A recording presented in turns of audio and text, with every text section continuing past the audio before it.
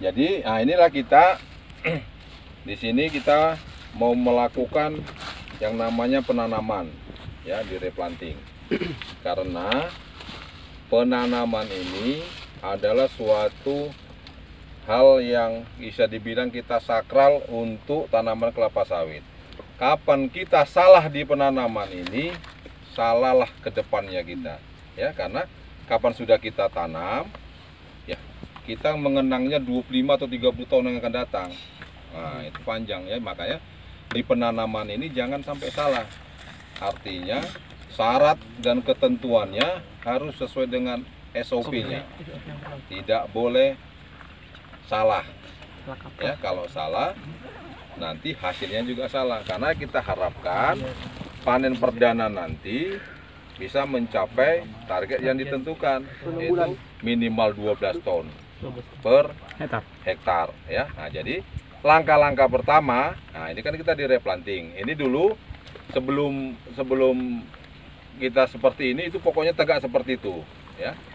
Nah, pohon itu tegak, ya, makanya pekerjaan pertamanya itu adalah kita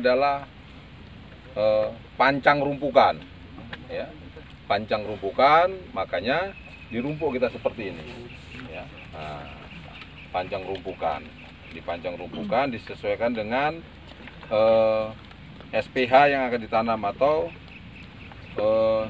jumlah pokok di dalam 1 hektar 143, ya, dengan ukuran 9 dikali 7,8. Ya, Pak.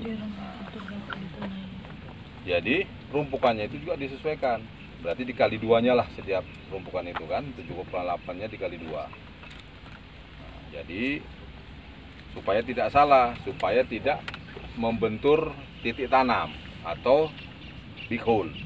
Nah, setelah diadakan penumbangan, ya, disusun rapi, ya, diharapkan susunannya itu tidak melebihi dari 2 meter, ya, susunan batang dengan semua pelepah atau mahkota dipotong disusun rapi.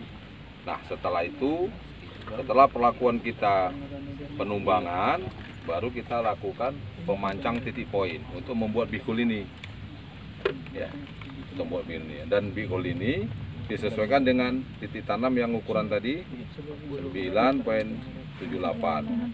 Sementara bihul itu sudah ditentukan sesuai SOP 3 kali 6 kali 1, ya, artinya lebarnya 3, panjangnya 6, lebarnya 1, seperti yang disampaikan Pak Manajer tadi. Kenapa dalamnya 1? Karena dianggap, ya, sumber gadu delma itu Sampai 80 cm. hanya penyebaran sampai 80 cm. Nah, setelah itu semua tahap-tahap itu dilakukan, areal bersih, kita langsung sebulan sebelum penumbangan kita menyiapkan bibitan mukuna, ya. Mukuna brakteria ini kita bibitkan di bibitan tadi, ya. Nah, setelah 1 bulan di bibitan, bisa kita tanam di lapangan, ya, dengan area bersih kita tanam. 1 pohon ini, ya, itu ada 6 mukuna, ya, Sekelilingnya, Pak. dikelilingkan, ya, makanya 1, ya, di petnya itu ada 2, di rumpukannya itu ada 3, ya. Karena diharapkan di rumpukan ini supaya cepat cover, menutup di batang, supaya cepat terjadi pelapukan, ya. Nah, dan kita harapkan dengan ditanam mukuna itu 4-6 bulan dia sudah cover full, ya, sudah menutup semua. Nah, tertutupi. Itulah langkah untuk sebelum kita buat lubang. Setelah itu kita mengadakan mau penanaman, kita buat lubang, ya. Lubang ini ukurannya semua harus standar, yaitu 40 kali 40 kali 40, ya. Artinya untuk standarnya itu kita harus buat mal.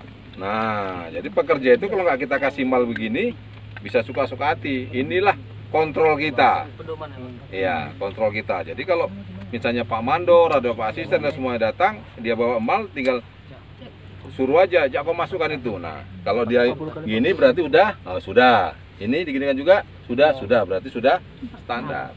Ya, karena untuk ngelubang saja, ya, kalau ngelubang saja dia wajib menyelesaikan 40 lubang,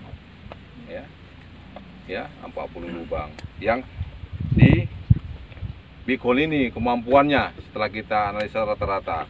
Tapi kalau standar SOP-nya, lubang itu penanaman itu ada satu geng itu 3 orang, ya, 3 orang itu, satu ngelubang, yang 2 yang nanam. Jadi yang lubang itu harus kemampuannya 60. Nah, 60, jadi yang langsir sama yang nanam tadi, yang 2 orang lagi 60 juga. Jadi kalau kita rata-ratakan satu orang jadi 20. Langsir langsung nanam ya, Pak? Iya, yang 2 orang tadi. Nah, ya, cuman di sini setelah kita aktualkan, nampaknya mungkin karena bikul ini agak keras dia kan, jadi kemampuannya sudah kita rata-ratakan sekarang sekitar 40. Nah, setelah ini, ya, penuh 40 berarti lubang udah sesuai dengan aturan yang akan kita laksanakan. Terus tanah galian ini juga supaya rapi, tidak boleh berserak kemana-mana, harus kita atur dalam 2 sisi, ya.